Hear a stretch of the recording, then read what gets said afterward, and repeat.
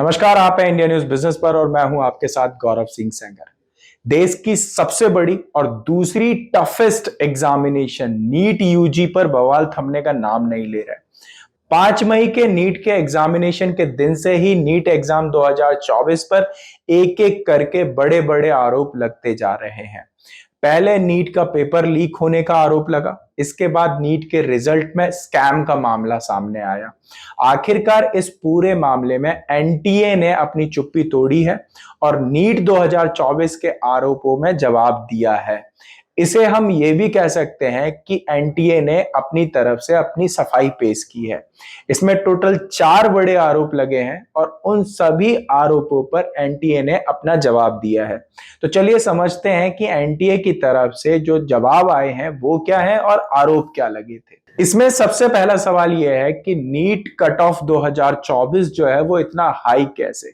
जब से medical entrance test के लिए नेशनल एंट्रेंस कम एलिजिबिलिटी टेस्ट यानी नीट की शुरुआत हुई है, पहली बार ऐसा हुआ है कि जब कट ऑफ इतनी हाई गई है। इसके जवाब में एनटीए ने कहा है कि नीट कट ऑफ कैंडिडेट्स की ओवरऑल परफॉर्मेंस पर डिपेंड करती है।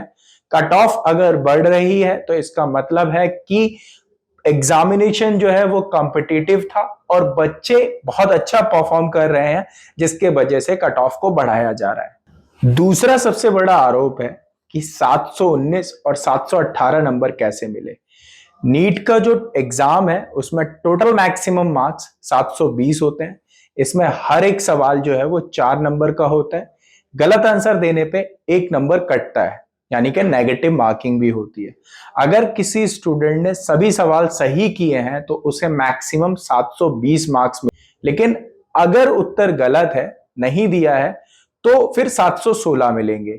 लेकिन अब सवाल यह आता है कि अगर सवाल गलत हो गया है तो उसे 715 मिलने चाहिए, लेकिन ये 718 और 719 नंबर कैसे मिल सकते हैं। इसके जवाब में एनटीए ने कहा कि पंजाब, हरियाणा, चंडीगढ़ हाई कोर्ट में कई याचिकाएं लगाई गई थी, जिनमें 5 मई को जो एग्जाम हुआ था उनके कुछ सेंटर्स में स्टूडेंट्स का टाइम जो है वो बर्बाद हुआ था। इस पर शिकायतें आई थी।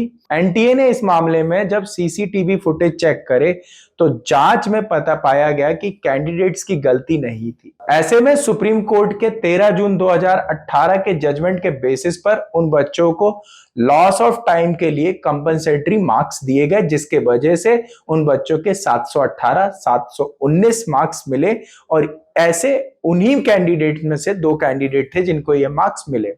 अब तीसरा जो आरोप लगा है वो ये लगा है कि 6 नीट के टॉपर ऐसे हैं जो कि एक ही एग्जामिनेशन सेंटर से हैं। अब सवाल ये आता है कि एक ही एग्जामिनेशन सेंटर से 6 टॉपर्स कैसे पॉसिबल है। तो नीट टॉपर लिस्ट की पीडीएफ में 6 कैंडिडेट का रोल नंबर सीरीज एक ही है, यानी उनका नीट एग्जामिनेशन सेंटर भी एक ही था। इनमें से 4 को टोटल 720 और 1 को 719 और 1 को 718 मार्क्स मिले हैं। आरोप लगे हैं कि उस सेंटर पर जरूर कुछ गड़बड़ी की गई थी, जिसके वजह से ये 6 कैंडिडेट जो हैं वो टॉपर हैं और इनके मार्क्स जो हैं वो अगर सीरियल नंबर्स के अकॉर्डिंग बात करें तो लगभग पूरे के पूरे हैं। तो यहां पर एक गड़बड़ी का आरोप लगा है। इसके जवाब में एनटीए ने कहा है कि नीट आंसर की 2024 की फिजिक्स में एक सवाल पर 13,373 चैलेंज मिले थे। ये एनसीईआरटी की नई और पुरानी बुक्स के कारण है। सब्जेक्ट एक्सपर्ट ने एक ही जगह पर 2 ऑप्शन सही बताए हैं। टॉप करने वाले 67 कैंडिडेट्स में से 44 को रिवाइज्ड आंसर की वजह से और 6 को समय गंवाने की वजह से नीट कंपनसेटरी मार्क्स दिए गए हैं। नीट टॉपर्स जो है वो ये 6 ही सीमित नहीं है, पूरे देश में नीट टॉपर्स आए हैं। अब जो चौथा सबसे बड़ा आरोप लगा है वो ये लगा है कि जो नीट का पेपर है वो लीक हुआ। अब ये जब पेपर लीक हुआ तो इसकी खबरें सामने आने लगी, बिहार से खबर सामने आई और भी दूसरे राज्यों से खबर सामने आई और अभी भी ये जारी है। लेकिन एनटीए ने इन आरोपों को खारिज कर दिया था उस टाइम पे।